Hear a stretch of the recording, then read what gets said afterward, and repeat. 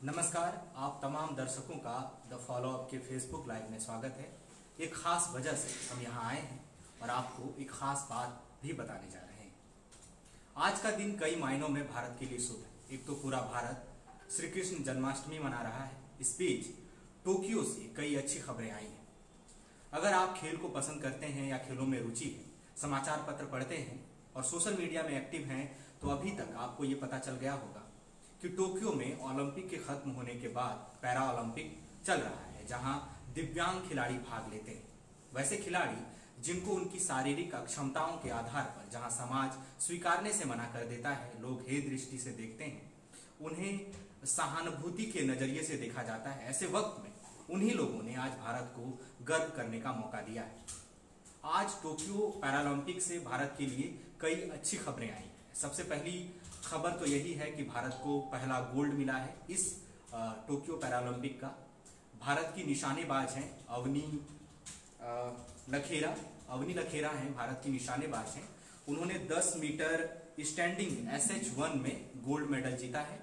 इसके अलावा भारत की अनुभवी जेवलिन थ्रोवर हैं देवेंद्र झाझरिया, 40 वर्षीय हैं, उन्होंने रजत पदक जीता है। भारत के ही उनके साथी सुंदर सिंह गुर्जर ने इसी स्पर्धा का कांस्य पदक जीता है। इसके अलावा एक जो और बड़ी खबर है वो ये है कि योगेश कथुनिया हैं, जिन्होंने डिस्कस थ्रो इवेंट का रजत पदक जीता है। तो कुल मिलाकर आज सुबह जब आप उठे हैं और अभी अपना कामकाज शुरू किया है, दोपहर हो चुका है अब, तो भारत को 4 मेडल आज मिल चुके हैं। और टोक्यो पैरालंपिक में कल भी भारत को 3 मेडल मिले थे। इसमें भाविनाबेन पटेल हैं गुजरात की, उन्होंने टेबल टेनिस स्पर्धा का रजत पदक जीता था। इसके अलावा निषाद कुमार ने हाई जंप में रजत पदक जीता था और विनोद कुमार उन्होंने डिस्कस थ्रो क्लास F51 में कांस्य पदक जीता था। ये जो नंबर्स मैं कह रहा हूँ, F51 या F56 या F44, ये सारे जो हैं वो क्लास हैं, कैटेगरी हैं कि जो खिलाड़ी हैं उनकी दिव्यांगता कितनी है। तो ये काफी सुखद खबर है। प्रधानमंत्री ने तमाम खिलाड़ियों से बातचीत की है। उन्होंने अलग अलग सबको वीडियो कॉल के जरिए सबसे बात की। देवेंद्र झाझरिया को उन्होंने बधाई दी है, वो भारत के सबसे अनुभवी खिलाड़ी हैं और ये उनका ओलंपिक में तीसरा मेडल है। इससे पहले 2012 में, इसके अलावा 2016 के रियो ओलंपिक में भी वो मेडल जीत चुके हैं। पिछले साल उन्होंने पिछली बार रियो ओलंपिक में उन्होंने गोल्ड जीता था और इस बार रजत पदक उन्होंने जीता है। इसके अलावा बाकी जितने खिलाड़ी आप देख रहे हैं, भाविनाबेन पटेल का ये पहला ओलंपिक था और उन्होंने रजत पदक जीता टेबल टेनिस। वो हालांकि झो यिंग जो है चीन की दिग्गज खिलाड़ी हैं टेबल टेनिस में, पैरा एथलीट हैं, उन्होंने हराया फाइनल में और रजत पदक जीता। अवनी लखेरा का ये पहला ओलंपिक था और उन्होंने इसमें गोल्ड जीता है। और अवनी लखेरा की उपलब्धि इसलिए भी खास है क्योंकि वो पैरालंपिक खेलों के इतिहास में पहली महिला खिलाड़ी हैं जिन्होंने गोल्ड मेडल जीता है। इससे पहले पदक भारत को मिले थे पर गोल्ड किसी ने नहीं जीता था। दीपा मलिक जो डिस्कस थ्रो की खिलाड़ी हैं, डिस्कस थ्रो की खिलाड़ी हैं दीपा मलिक, उन्होंने रियो ओलंपिक में मेडल जीता था पर वो गोल्ड नहीं था। इसके अलावा बाकी जितने भी खिलाड़ी हैं, आप सुंदर सिंह गुर्जर को देख रहे हैं, वो भी आते हैं, वो हरियाणा से आते हैं और उन्होंने जो है रजत पदक जीता, ये कांस्य पदक जीता है जेवलिन थ्रो में। तो ये काफी अहम है कि पैरालंपिक जो खिलाड़ी हैं उन्होंने शानदार प्रदर्शन किया है। जो भारतीय पैरालंपिक कमेटी की अध्यक्ष हैं दीपा मलिक, उन्होंने ये दावा किया था शुरुआत से पहले ही, जब ये आयोजन शुरू हो रहा था उससे पहले उन्होंने ये दावा किया था कि भारत 20 से 22 पदक इस स्पर्धा का जीत सकता है। कुल 54 खिलाड़ियों का दल भारत ने भेजा है अलग अलग स्पर्धाओं में और उन्होंने ये दावा इसलिए किया था क्योंकि इन 54 खिलाड़ियों में से कई खिलाड़ी वैसे हैं जिन्होंने अलग अलग जो है अपने अपने इवेंट्स में वो दुनिया के जो रैंकिंग बनती है खेल की, उसमें या तो वो दूसरे नंबर पर हैं या तीसरे नंबर पर हैं, कई वर्ल्ड नंबर 1 है। तो ऐसी बात है कि भारत ने कल और आज मिलाकर कुल 7 पदक रियो पैरालंपिक में जीते हैं। तो 7 पदक में से 1 गोल्ड है और 4 रजत है और इसके अलावा 2 कांस्य पदक भारत ने जीते हैं। आपको अगर ध्यान होगा कि टोक्यो ओलंपिक्स का जो दल भारत का गया था उसमें 127 खिलाड़ी थे और 7 पदक भारत को मिले थे, और यहाँ पर 2 ही दिनों में भारतीय खिलाड़ियों ने कुल अभी तक 7 पदक जीत लिए हैं।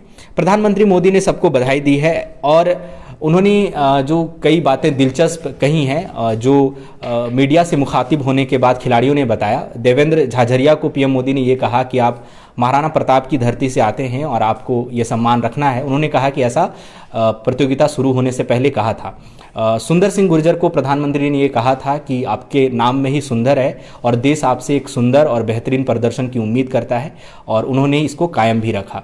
प्रधानमंत्री ने अवनी लखेरा को भी बधाई दी और कहा कि उन्होंने शानदार प्रदर्शन किया है तमाम चुनौतियों से लड़ते हुए। आप जानते हैं कि खिलाड़ियों को कई मोर्चों पर लड़ना पड़ता है, कठिन अभ्यास होता है, बड़ी चुनौती होती है, देश विदेश के कई खिलाड़ी आते हैं। वैसे में अगर आप दिव्यांग खिलाड़ी हैं तो आपके लिए चुनौती और ज़्यादा बढ़ जाती है, क्योंकि आपको समाज की चुनौतियों से भी लड़ना पड़ता है, क्योंकि आपको नकार दिया जाता है जिस तरह की सोशल कंडीशनिंग है।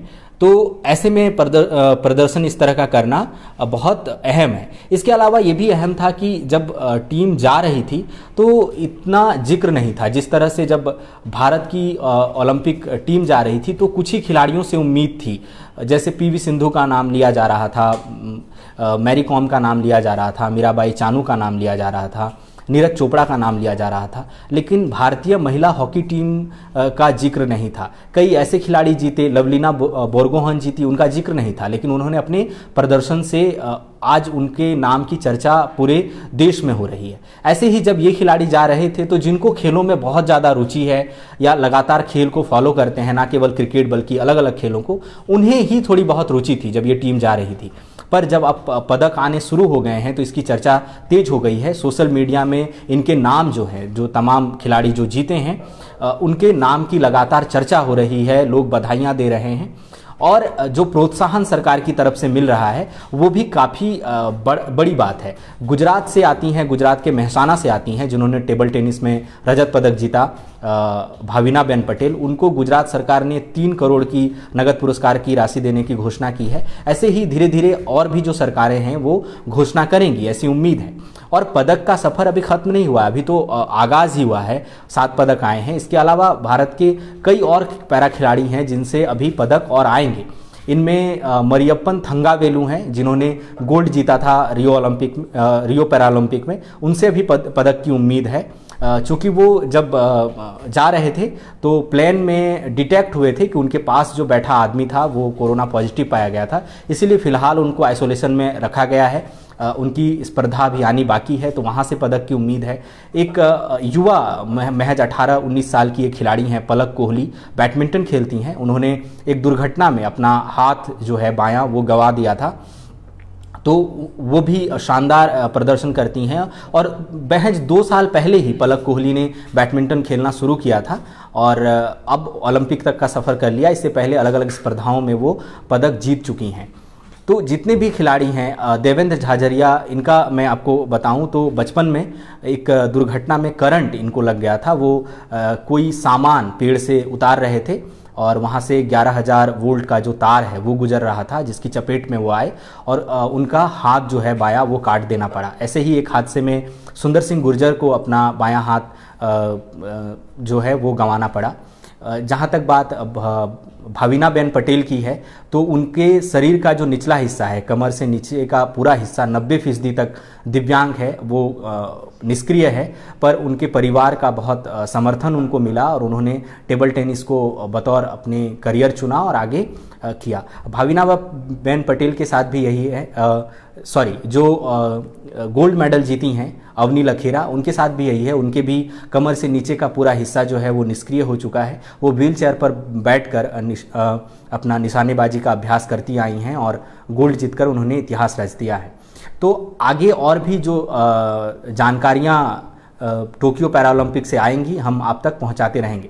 खेल जगत से जुड़ी अंत में विदा लेने से पहले हम आपको खेल जगत से जुड़ी एक और बड़ी खबर बता दें कि जो भारतीय क्रिकेट टीम के खिलाड़ी रहे हैं स्टुअर्ट स्टुअर्ट बिन्नी ने अंतर्राष्ट्रीय क्रिकेट से संन्यास ले लिया है। वो लंबे समय से भारतीय टीम में नहीं खेल रहे थे, उनका चयन नहीं हो रहा था। उनका एक प्रदर्शन अगर आपको याद हो कि भारतीय टीम बांग्लादेश का दौरा करने गई थी, एक युवा टीम भेजी गई थी जिसमें कई सीनियर खिलाड़ी नहीं थे और जो टीम की कप्तानी उस समय सुरेश रैना को सौंपी गई थी। तब उन्होंने महज 6 ओवर में 4 रन देकर 6 विकेट लिए थे और ये मतलब पुरुष क्रिकेट में ये रिकॉर्ड है। तो उस रिकॉर्ड के लिए उनको याद रखा जाएगा। वो आईपीएल भी खेलते नजर आए हैं। तो उन्होंने अब अंतर्राष्ट्रीय क्रिकेट से संन्यास का ऐलान कर दिया है। शायद हो सकता है कि जिस तरह से ट्रेंड अभी चल रहा है कि जितने पुराने खिलाड़ी हैं वो कमेंट्री करते हैं तो वो वहाँ पर नज़र आ सकते हैं। फिलहाल वक्त है विदा लेने का। सहयोगी ऋषभ गौतम के साथ मैं सूरज ठाकुर।